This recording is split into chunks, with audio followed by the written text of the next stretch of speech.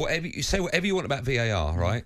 There's still going to be more wrong decisions corrected over a weekend with it than without it. Yeah. Getting rid of it until it's so there's no point doing that, right? Even if over next weekend VAR gives a goal that shouldn't have been given, do you know what I mean? We're still better for it. But with the amount of money that they've pumped into it, should it not be better? 100%. I'm not saying that, but football is better with it. If you're looking at goals being corrected or mistakes being... Yeah, but I just think... Like for example, all the mistakes we talked about from the weekend, none of them will be given, right? VAR might overturn them, but none of them would have been given because they weren't given. No, but I think the refs have become... That's the problem. Oh, you think the refs have become lazy? I think they've become lazy because they've got VAR as a backup. When they actually have to make decisions and referee games, that would have been better. But the fact is they're almost like, well, I'll leave it. VAR will sort it out. Okay. Let's go to the phone lines 03717223344. Wayne is an Arsenal fan. Hello, Wayne. Good afternoon. Hi, guys. How are you? I'm great. I'm very well. How are you today? Yeah, not bad. Thanks. Just can't believe the events over the weekend, really. It's just absolutely crazy. What would you do with VAR? And I'm guessing you're talking about the one at Highbury? The one at the Emirates where... Highbury? I don't know. I went there, yeah. The one at the Emirates. Yeah, I mean, I just think there's got to be some consequences because at the end of the day, you know, Darren, it's all right coming out saying, oh, you know, we've made a mistake, human error, we're sorry, but sorry don't cut it. That can be the difference between a team winning the Premier League, a team getting relegated, dropping these points, and I know it happens to every team, but something needs to give, and this, like you said, it's gone on for so long, they've spent big money on it, but you know, I don't think VAR is the problem. It's the people actually, controlling VAR because it's absolutely diabolical. And you just said if you've done poor in your jobs, you know, you'd be... Don't be so stupid, Wayne. You'd be made accountable, though, wouldn't you? You know, like it would be after a while the same error. Sorry, you're not really up to the job. Bye-bye. See you later. It doesn't happen in this, and there's a lot of money pumped into football. And I just think, for the fans' point of view, it's absolutely shocking. Do you know what as well, Wayne? And you make a good point because you're talking about obviously situations where a team at the bottom, a team at the top, regardless. Obviously, Brighton going for Europe, but in Graham Potter's situation, that's probably the best first half of football I've seen Chelsea play since he's got there. Not since he got there, but since he's got all these new players. Yeah. And all of a sudden now, that's gone from people going, okay, he's finally got that first win against West Ham. Let's kick on. To all of a sudden now, still question marks are being asked because he hasn't won that game. If you lose the Premier League title by 2 points, will a part of you blame that on Lee Mason? Yeah, no, not part of me. I'll blame Lee Mason. Will you? Yeah. Do you think Arsenal fans will? Yeah, of course they will. But he's got a history of Arsenal, Lee Mason. Oh, don't go there. But he has.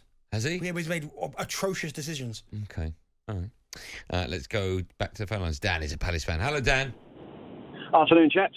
How are you? Are you good? Are you well today? Not too bad, still. Good. I'm good, thank you. Off you go. What would you like to say? Well, firstly, if Martin Keown says that VAR needs to be dropped, then there's no better argument for keeping VAR.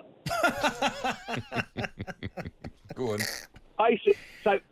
I think it just needs a reform. My idea, and I've been saying this for years, everybody moans about VAR, but let's be fair, it does a good job when it's used properly.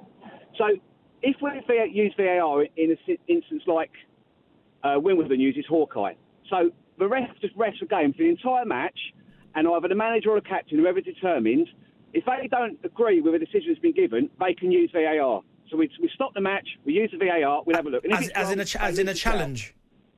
Yes, exactly. And if the challenge is correct, they get to keep the 3 challenges. If it's incorrect, they've got 2 left. We've had this debate before, but the problem with that is if you use up all your challenges and then there's just the most obvious one ever in the second half, and you've got no challenges left, then what happens? But how many times are there more than 3 clear, blatant mistakes in a match? So you wouldn't be using it. You wouldn't be going, hang on a minute, I think that was offside. You would only be using it, But let's just say that Mikel Arteta questioned it, right? He used up one of his challenges to question it. Yeah. It's already come back that he wasn't offside. They've just missed it. So they've done the VAR check, they just missed it. Yeah. No, but what I'm saying, it doesn't matter. So you can only call it. So there has to be a time scale. You can't go 20 minutes later. Excuse me, chaps, you mind going back? You've got a window of, say, 15 seconds before you can challenge it. Yeah. And then it goes back to VAR. Otherwise, you just let the ref the entire game. No, I know. And let him deal with it. But they've had the VAR result in, and it was wrong. It's not how many challenges you get in, or should we use VAR? We've got VAR, but human error got it wrong. But if the So, yeah, but he's checking VAR for the entirety of the game. But let's say he only has to check the VAR twice a match. He's got more time to actually have some due care and attention to what he's doing. So the Palace one this week was ridiculous. Looking back, I mean, I find it hilarious. However, if it was the other way around, I'd be fuming. The same thing for the Arsenal, same thing for the Chelsea. I mean, that was a great save by Souček, but it was a blatant penalty. And there were errors that were made, and I get that. But if we're in a position where they're making it, they've got 2 or 3 people that can actually check it, because they're not having to check the entire 90 minutes of the game. It's only when they're called upon. Okay, Dan, thanks for that. You agree with that? I mean, we shouldn't really get into the how do you improve VAR. No, that's not what it's about today. But VAR was obviously brought into... And you're right, it probably has got a lot of decisions, but I think when you have one weekend where it's so bad, that just... And it highlights I think when they put the apology out as well, that just riles people even more. What does that do? Do you think in tonight's game, Liverpool against Everton, live and exclusive on talkSPORT, do you think that they're going to be more inclined to take longer over decisions in VAR tonight? Will we see that? Maybe. VAR was in charge when Pickford came out with that mad challenge against Van Dijk. Missed that as well, didn't they? Yeah. Very strange. talkSPORT Drive with Andy Goldstein. Monday to Friday afternoon from 4 on AM, on DAB, via the talkSPORT app and on your smart speaker.